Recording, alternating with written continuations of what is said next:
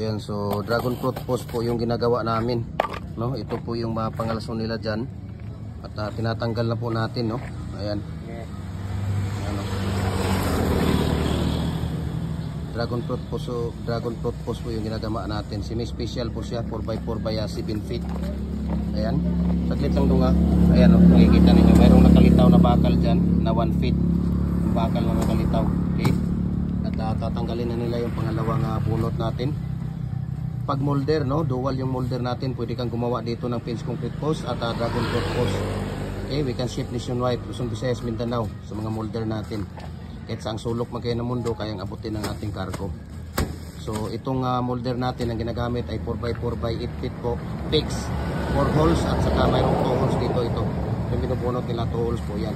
Okay, ayan. So maraming salamat, and God bless po sa ating lahat.